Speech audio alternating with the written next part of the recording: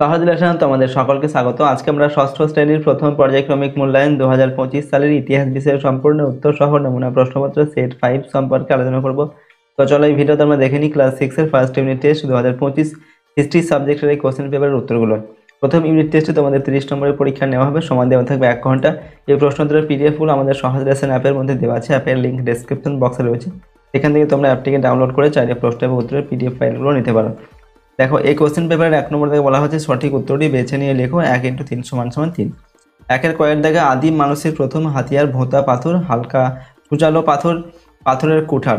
তো আদিম মানুষের প্রথম হাতিয়ার হচ্ছে ভোঁতা পাথর। ক্ষয়ের দাগে হচ্ছে হুঁসগি উপত্যকা অবস্থিত কর্ণাটকে, রাজস্থানে না মহারাষ্ট্রে। তো হুঁসগি উপত্যকা কোথায় অবস্থিত? উত্তর লিখবে কর্ণাটকে। গয়ের দাগে হচ্ছে হরপ্পা সভ্যতা প্রায় ইতিহাস যুগের, পুরাতন যুগের, নব্যপ্রস্তর যুগের সভ্যতা। তো হরপ্পা সভ্যতা হচ্ছে প্রায় ইতিহাস যুগের সভ্যতা। 2 নম্বর দাগে শূন্যস্থান পূরণ করতে হবে 1 × 3 = 3। কয়ের দাগে মাটির নিচে চাপা পড়ে যাওয়া উপাদানগুলি খুঁজে বের করেন ড্যাশ। তো মাটির নিচে চাপা পড়ে যাওয়া উপাদানগুলি খুঁজে বের করেন প্রত্নতাত্ত্বিক বা পুরাতাত্ত্বিকরা। ওকে। কয়ের দাগে হচ্ছে বুদ্ধিমান মানুষের বিজ্ঞানসম্মত নাম ড্যাশ। তো বুদ্ধিমান মানুষের বিজ্ঞানসম্মত নাম হচ্ছে হোমো স্যাপিয়েন্স। গয়ের দাগে হরপ্পা সভ্যতার ড্যাশটি সিলমোহর পাওয়া গেছে মেসোপটেমিয়ায়। তো হরপ্পা সভ্যতার 23টি সিলমোহর পাওয়া গেছে মেসোপটেমিয়ায়। 3 নম্বর দাগে নিচের প্রশ্নগুলির অতি সংক্ষিপ্ত উত্তর দাও 1 × 4 = 4। পরের দাগে মেহেরগড় সভ্যতা কি আবিষ্কার করেছিলেন? উত্তর লিখবে মেহেরগড় ফরাসি প্রত্নতাত্ত্বিক যা ফ্রাঁসোয়া জারিজ মেহেরগড় সভ্যতা আবিষ্কার করেছিলেন। এরপর ক্ষয়ের দাগে প্রশ্ন, একটি নদীমাতৃক সভ্যতার নাম লেখো। তো উত্তর লিখবে হরপ্পা সভ্যতা হচ্ছে একটি নদীমাতৃক সভ্যতা।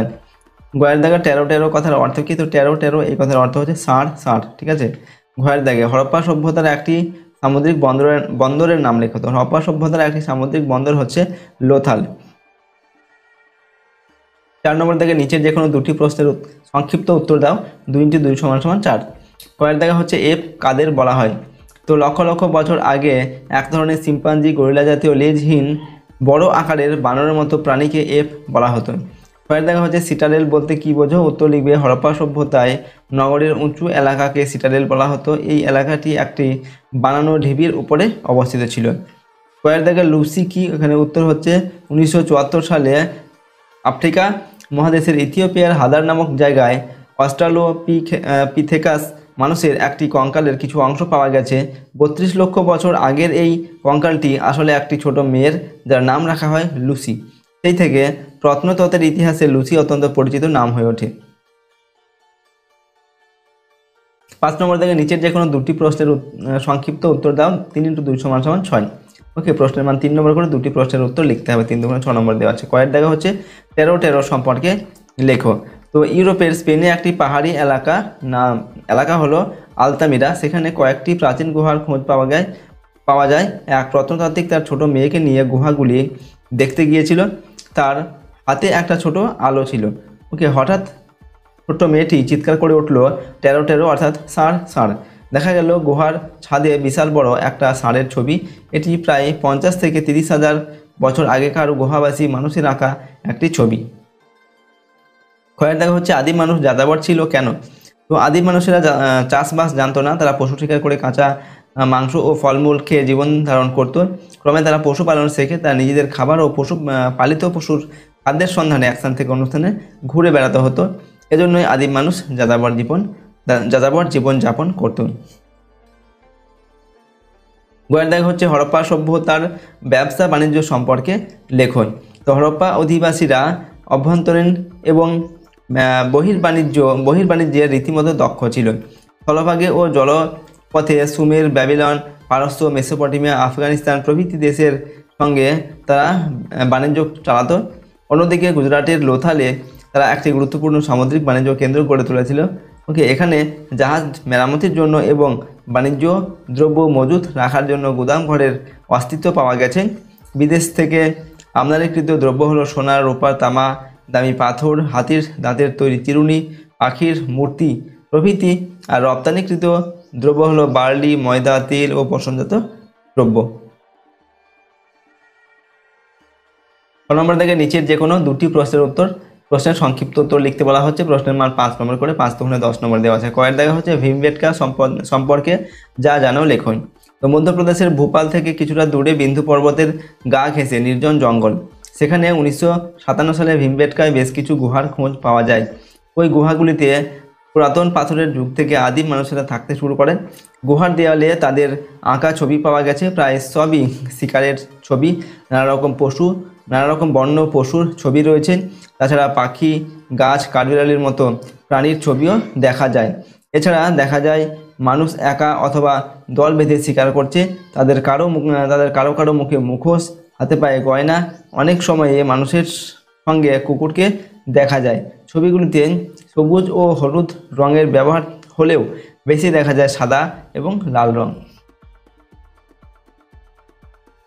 পয়েন্ট থেকে বলা হচ্ছে টিকা লিখতে হবে এখানে হোমো ইরেক্টাস সম্পর্কে। তো দেখো, হোমো ইরেক্টাস মানুষের পরিচয় সম্বন্ধে নিচে আলোচনা করা হলো। 1 নম্বর হচ্ছে আনুমানিক খ্রিস্টপূর্ব 20 লক্ষ থেকে 3,50,000 বছর আগে হোমো ইরেক্টাস বা দণ্ডায়মান মানুষের উদ্ভব ঘটে। 2 নম্বর, এরা দুপায়ে ভর দিয়ে সোজা হয়ে দাঁড়াতে পারত এবং দলবদ্ধভাবে গুহায় বসবাস করত। 3 নম্বর, এরা একসঙ্গে পশু শিকারে যেত এবং এরাই প্রথম আগুনের ব্যবহার শিখেছিল। 4 নম্বর, এরা নুড়ি পাথরের হাতিয়ার বানিয়েছিল এবং শেষ দিকে বানিয়েছিল হাত কুঠার। ওকে, গয়ের দেখা হচ্ছে নব্যপ্রস্তর যুগে মানুষের কেমন পরিবর্তন ঘটেছিল।